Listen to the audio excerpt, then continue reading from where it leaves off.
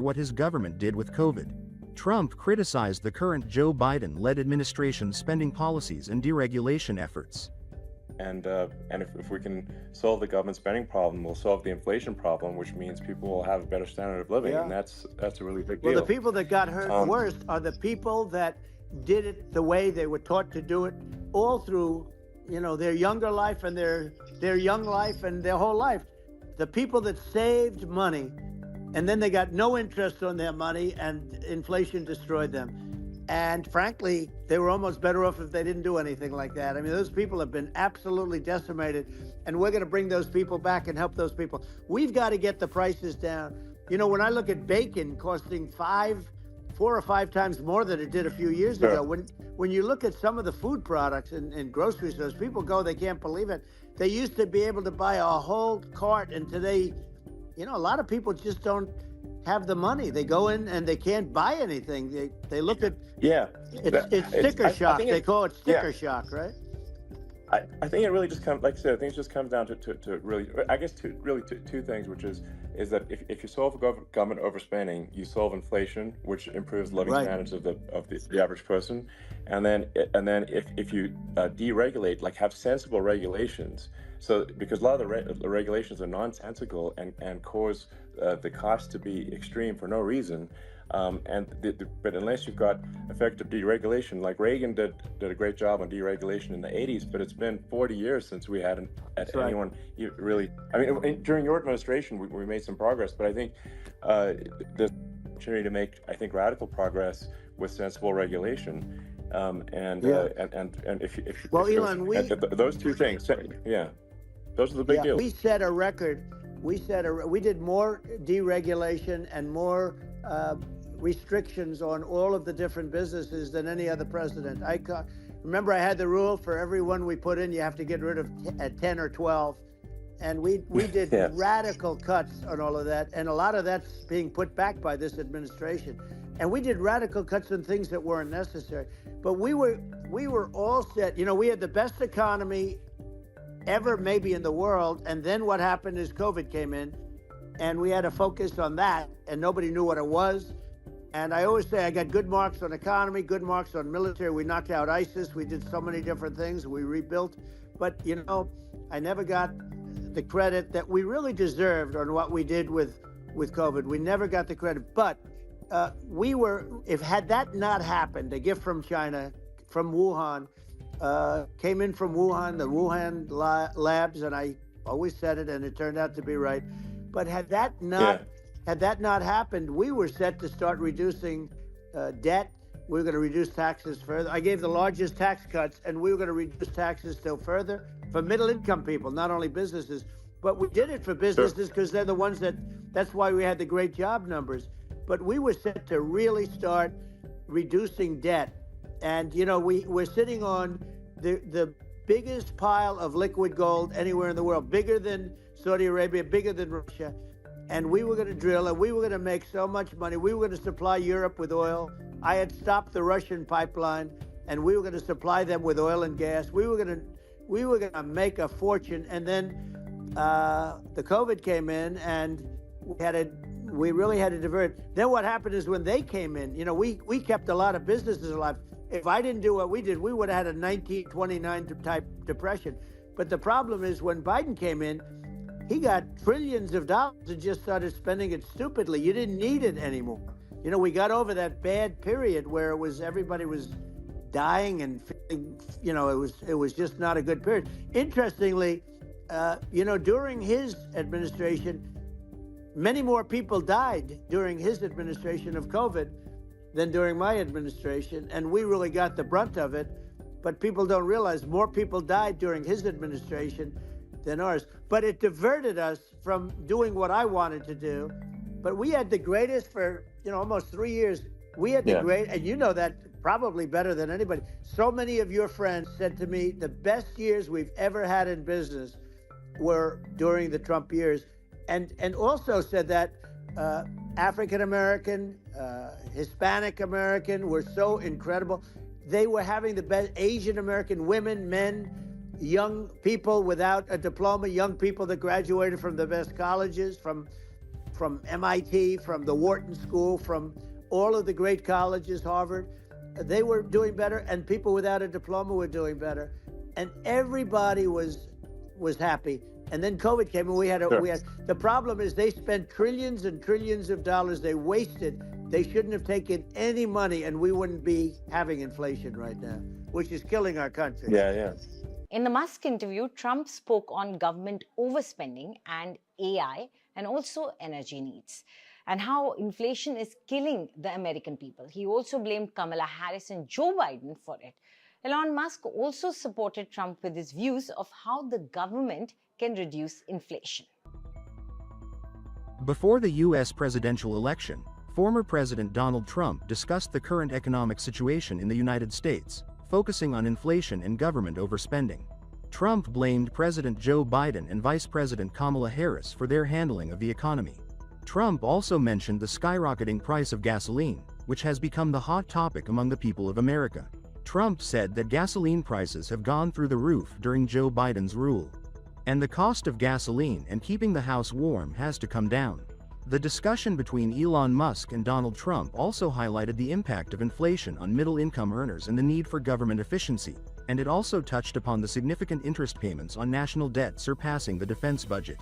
Do you think Biden could do this interview? Do you think that Kamala could do this interview? They would take a pass on you. No, they could not. So they don't need Elon. They don't need Elon screaming out questions.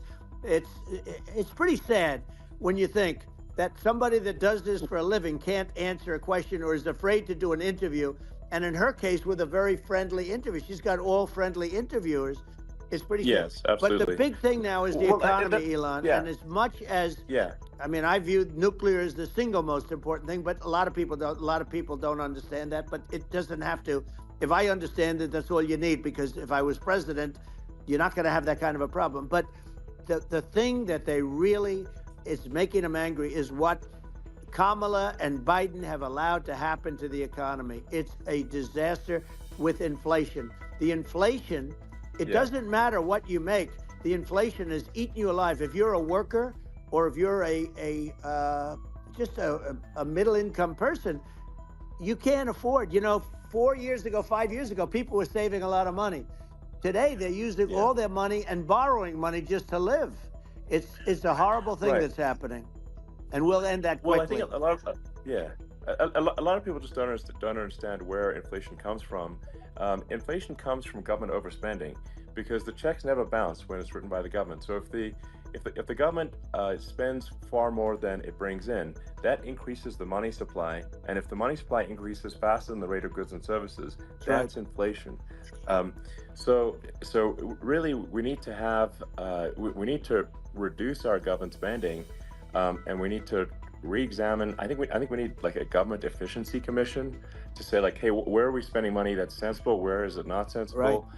And we need to live within our means. We're currently adding, I think, $1 trillion to the deficit roughly every 100 days. That's right. And the interest payments on the national debt have now exceeded the defense budget.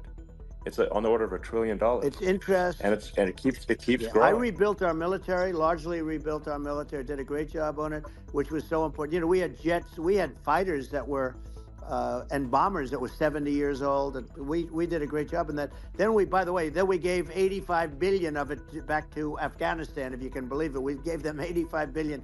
They're one of the largest sellers of military equipment in the world. They're selling what we gave them. That was one of the most embarrassing days in the history of our country.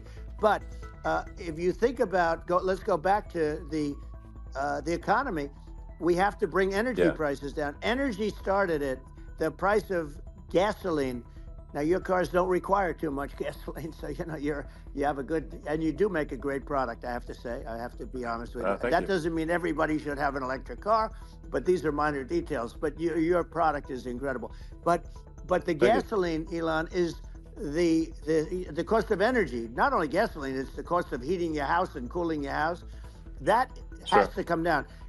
It's gone up 100%, 150, and 200%, and that has to come down. When that comes down, and we're going to drill, baby, drill. They stopped drilling, and then they went back to drilling because they went back to the Trump policy.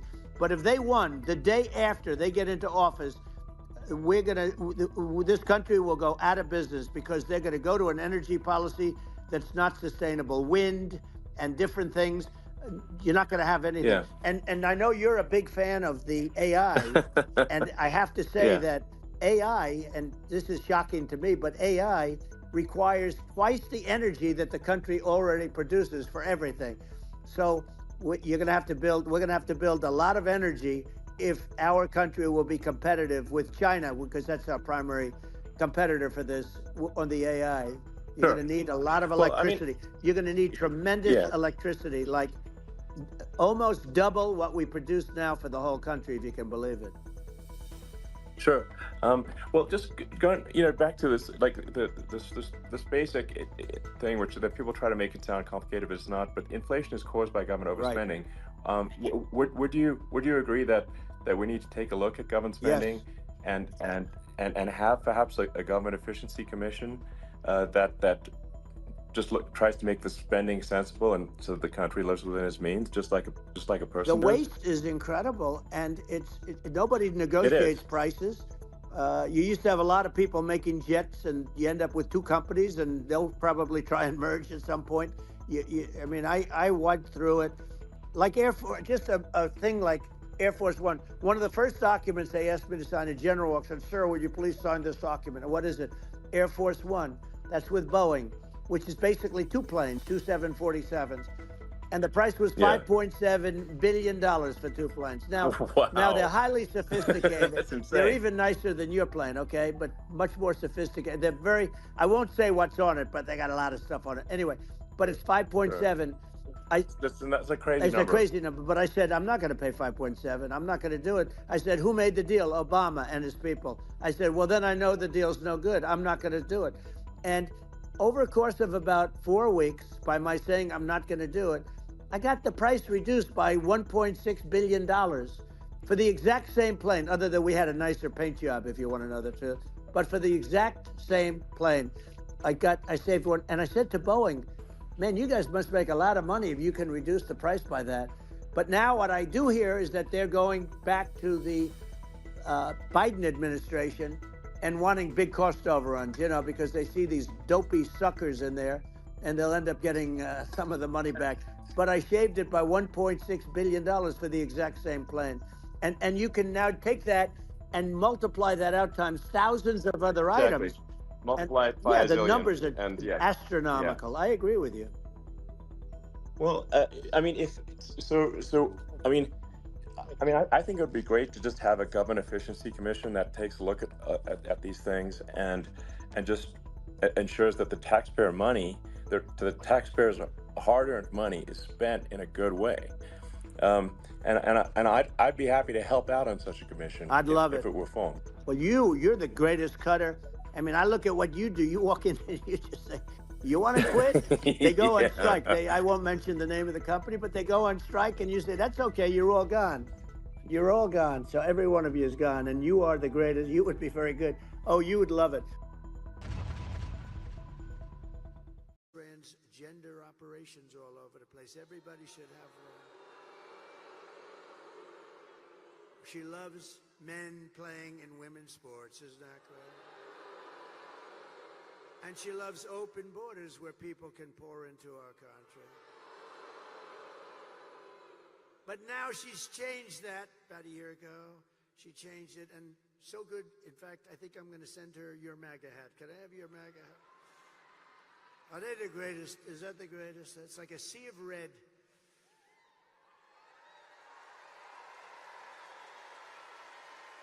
Except for Elon. Elon had the black hat, right?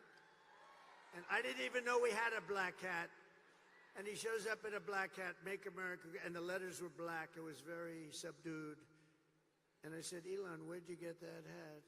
He said, it's dark MAGA. He called it dark MAGA. And he wore it. He wore it to Butler. He wore it in Pennsylvania, one of the great nights. We had 107,000 people show up for Corey, the firefighter. Butler, PA. And Elon wore it, And he had such a good, he spends all the time in these labs and stuff. It's like crazy. And when he got out, he said, I've never seen anything like this. He had the black MAGA hat on. Here's the good news. I sold 10,000 of those hats over the next week. I didn't even know we had black hats. We sold 10. There was a run on black MAGA, dark MAGA. And Byron liked it too, didn't you, Byron? Huh? Byron liked it. Byron looked beautiful in it. Huh? He looks good in anything.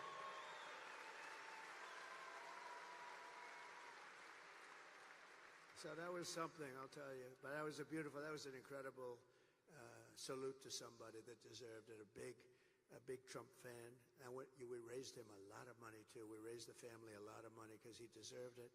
We have a man tonight. Maybe I'll introduce him really fast, just fast. He's a friend of mine, very successful guy. And I've known him for a long time. He's a member of a place called Mar-a-Lago. Nobody's ever heard of it. But he said, sir, do you mind if I give some money to the widow of Corey, the firefighter? I said, absolutely you should, because Corey had a great career, but it's not exactly, the money doesn't exactly flow in, right?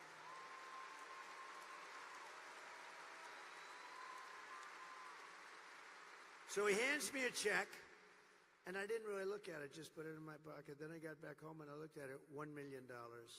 Dan, stand up, please. Stand up. What a nice thing.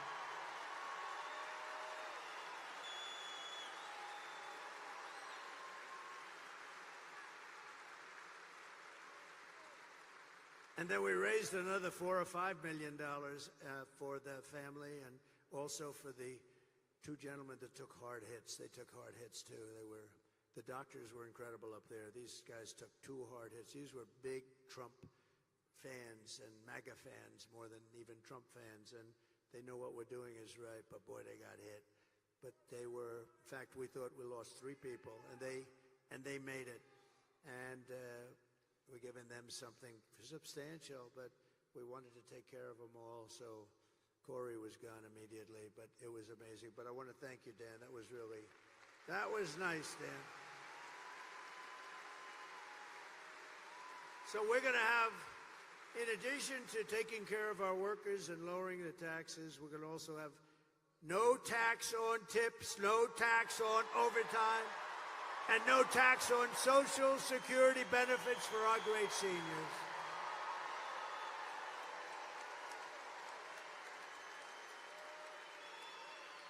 And I'm going to support a tax credit for family caregivers who take care of their parent or loved one. And they deserve it, right? They deserve it. They're great. You know, if you didn't have people like that, you wouldn't have enough hospitals in this country. That's really, they do a job that's incredible, and they do it out of love. You don't have to worry about it. They do it out of love. So we're going to work on a good tax credit for them. We're going to get it done, too. So I will terminate the Green New Scam, and I will cut your energy prices in half. Within 12 months, your energy prices will be in exactly half. 50%. 50%. 5-0. To bring back millions of jobs, we will give our companies the lowest taxes, the lowest energy costs, the lowest regulatory burdens, and free access to the best and biggest market on the planet. It won't be that way for long if we have idiots running it. It won't be that way. But right now we can say it. But only for those who make their product here in the USA and hire American workers for the job. They're the only ones that can. And if these companies don't make their products here, then they will pay a stiff tariff when they send their products into the United States for the privilege of competing with our workers and our now protected companies. We're going to protect these companies so they don't leave us like they have been doing for 50 years. And we'll also pass the Trump Reciprocal Trade Act. That's if China or any other country charges us 100 or 200% tariff or tax, then we will charge them a like 100 or 200% tariff or tax, called an eye for an eye. And you'll see everything just disappear. I will never apologize for defending America. I will protect our workers. I will protect our jobs. I will protect our borders. I will protect our families. And I will protect the birthright of our children to live in the richest and most powerful nation on the face of the earth.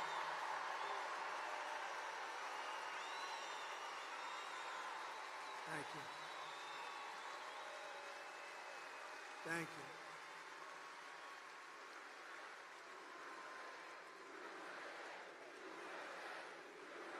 Thank you. Get out and vote. And as we rescue our economy, I will also restore our borders. We're going to have a border. We had the strongest border. Oh, wait. Bring down my all-time favorite chart. Bring it down. In history.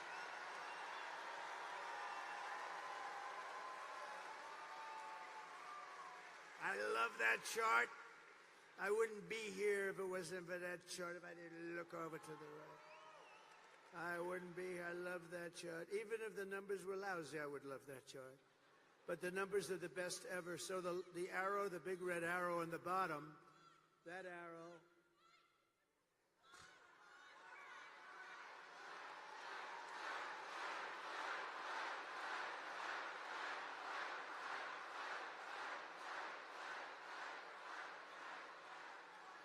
that's an aggressive youngster. He's going to go places.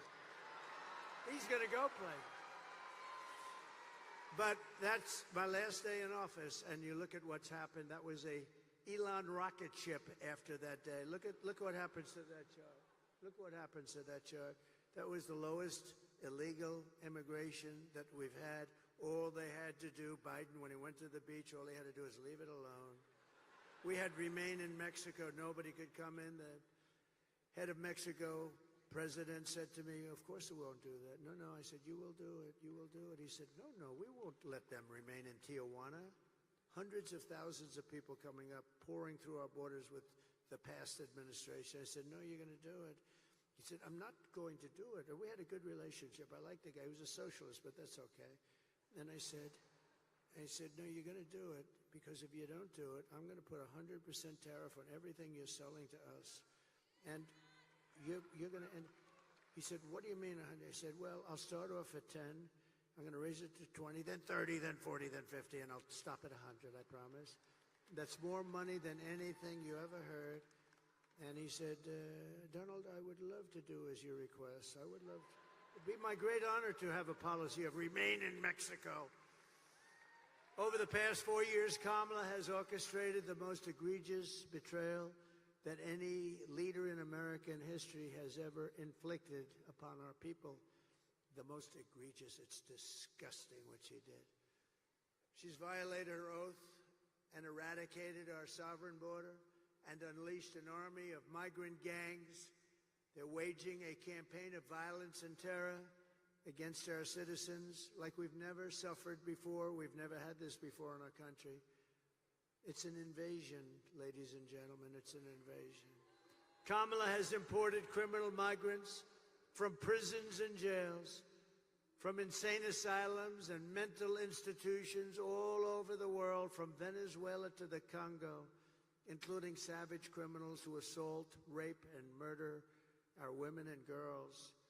Anyone who would let monsters kidnap and kill our children does not belong anywhere near the Oval Office.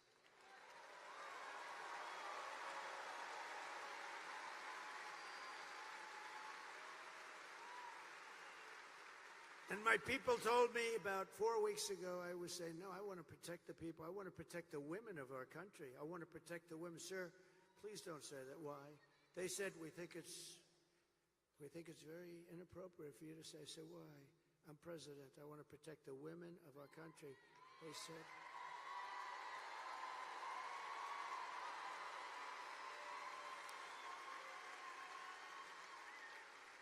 said, sir, I just think it's inappropriate for you to say, pay these guys a lot of money. Can you believe it?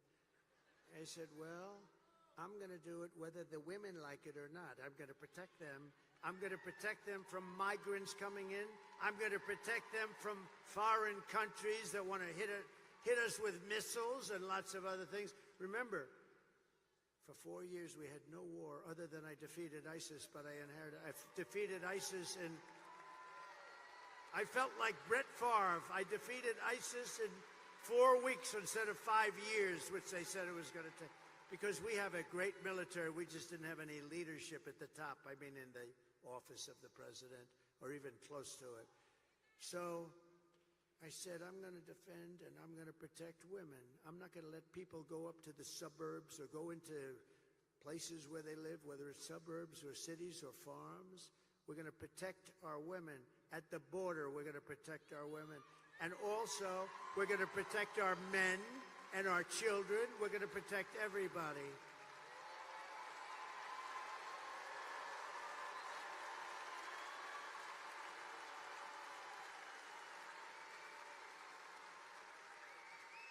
Is there any woman in this giant stadium who would like not to be protected? Is there any woman in this stadium that wants to be protected by the president?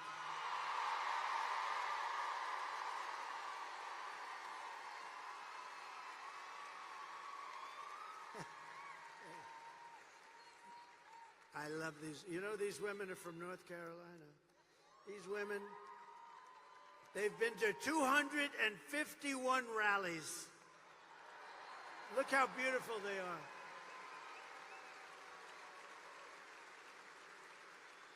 And they're all happily married. They're beautiful husbands. I saw them once. But, you know, I never see their husbands. I only see them. Look at them. They travel all over the country. This is at least a pretty close one. This is, I mean, they go to California. They're incredible women.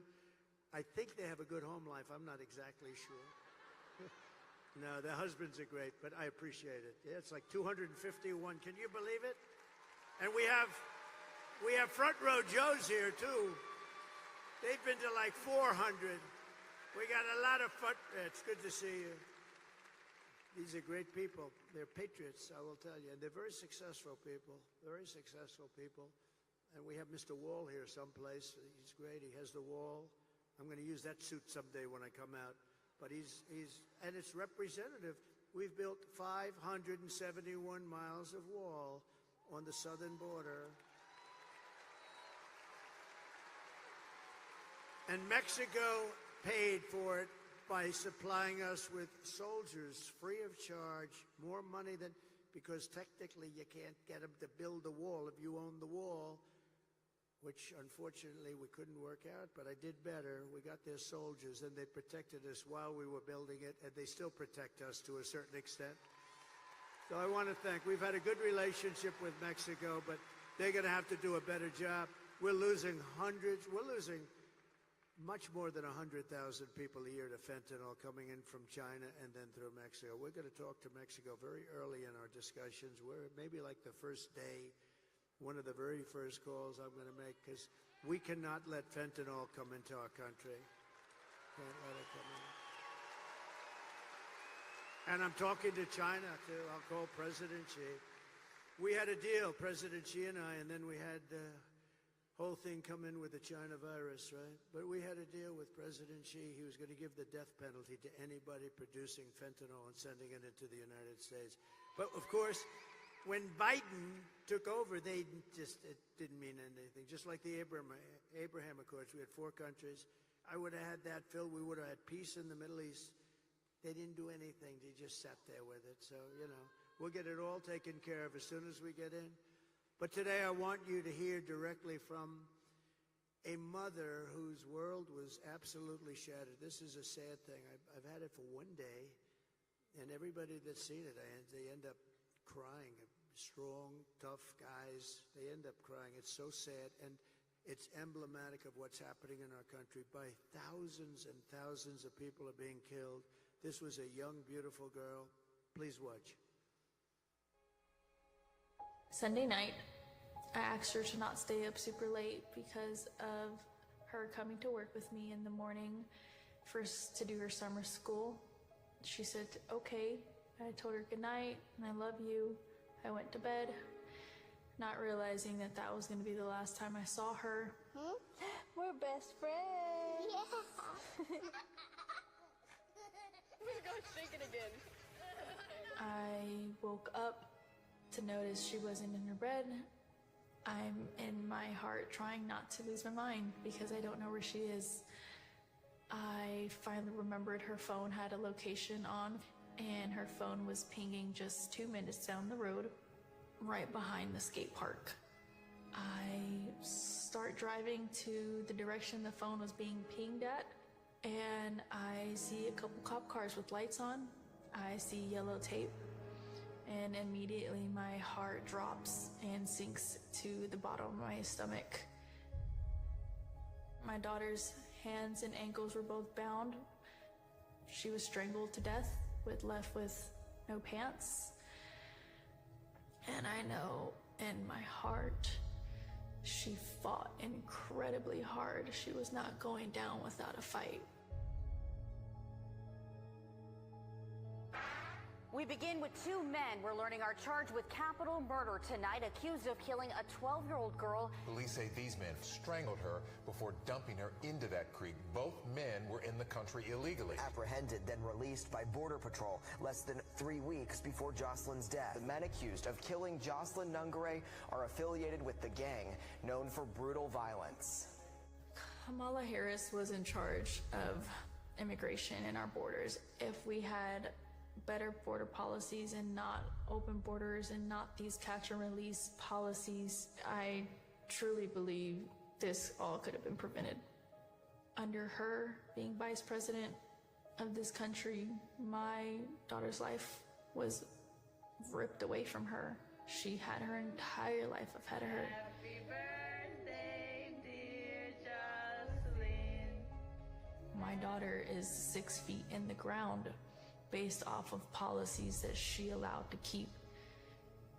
Kamala Harris did have one job, and she not only failed, not me, she failed my daughter, she failed Jocelyn. You know, she was only 12. President Trump reached out, gave me his sincerest condolences as not a former president, but just as a father, someone who cares. I believe Donald Trump needs to be back in office. I can at least know that my next child will be safe in this country.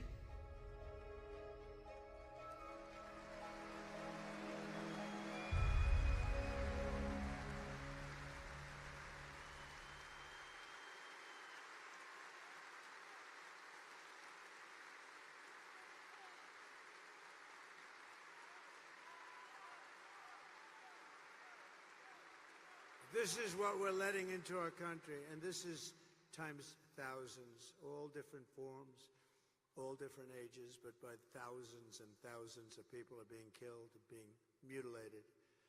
The day I take the oath of office, the migrant invasion ends, and the restoration of our country begins. Thank you.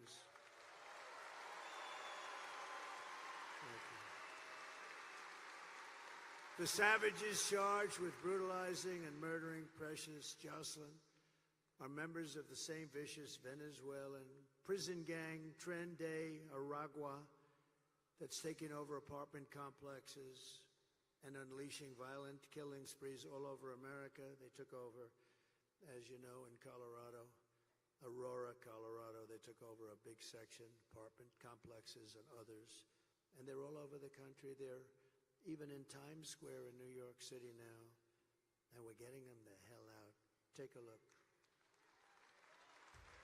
Open borders, deadly consequences. Border crisis. Record high crossings are putting a strain on cities across America. It is a full-blown invasion. Armed Venezuelan gang members storming an apartment complex in Aurora, Colorado. And when people talk about migrant crime, this is what they're talking about. San Antonio, Texas, just one of the latest cities to have apartment complexes taken over by members of the Venezuelan gang. Biden and Harris had created a program to bring them in under humanitarian parole. I am in favor of saying that we're not going to treat people who are undocumented and cross the border as criminals. More than 13,000 illegal immigrants convicted of murder have been released into the United States. My 20-year-old daughter, Kayla Hamilton, was murdered in her own room. Kayla's murderer was apprehended by Border Patrol crossing illegally into the U.S. Kayla's murderer had been improperly released into the United States. abolish ICE.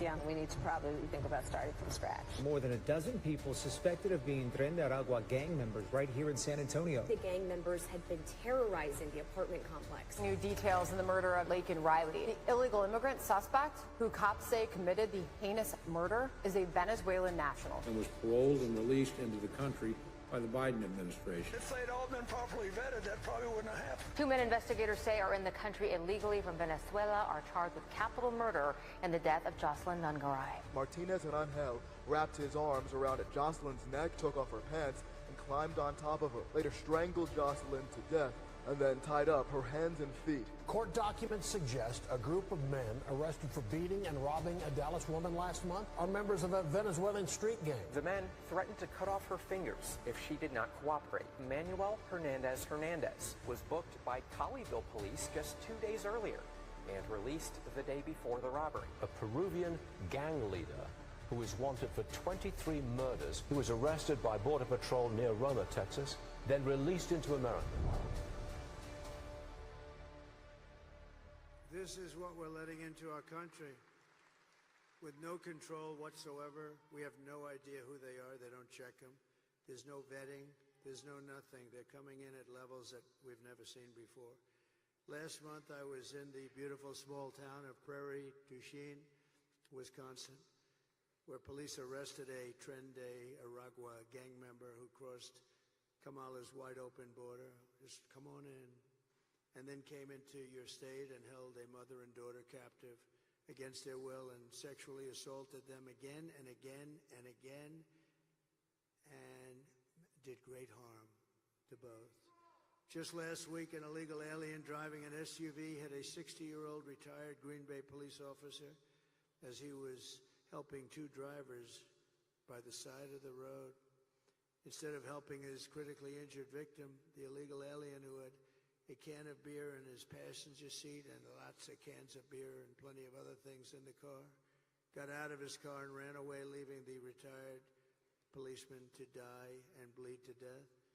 We're praying for his family. The United States is now an occupied country, but it will soon be an occupied country no longer.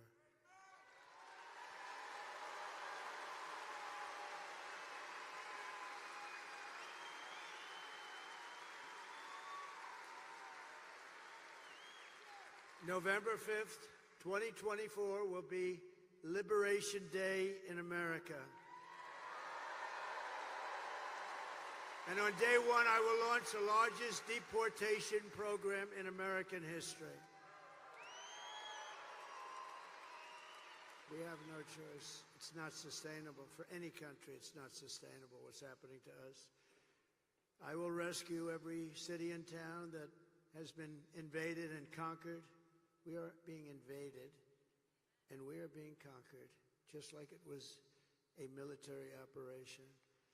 And we will put these vicious and bloodthirsty criminals in jail or kick them the hell out of our country very rapidly.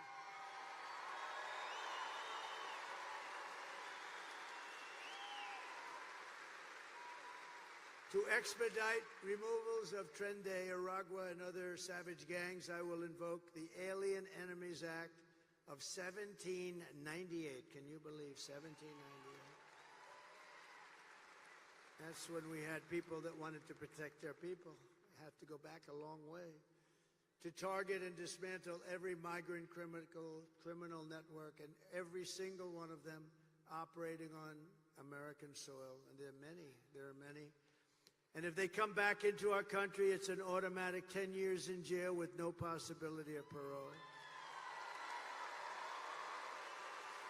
And I am hereby calling for the death penalty for any migrant that kills an American citizen or a law enforcement officer.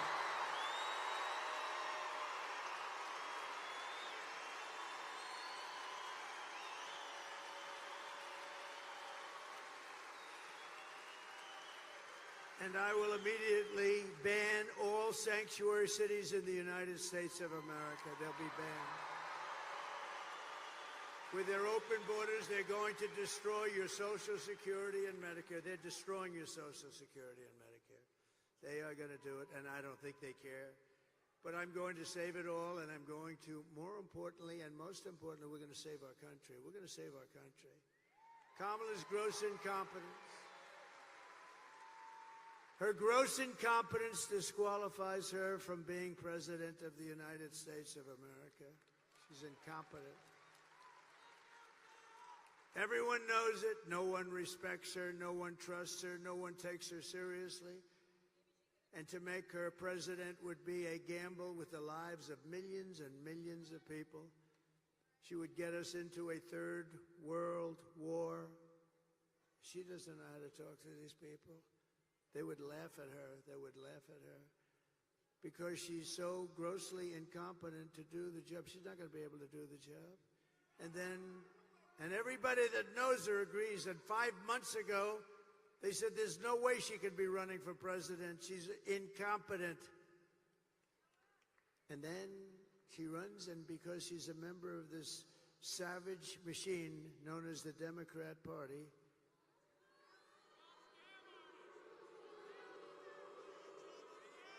and then all of your sons and daughters will end up getting drafted to fight these endless wars that we've been in. I've gotten us out of so many.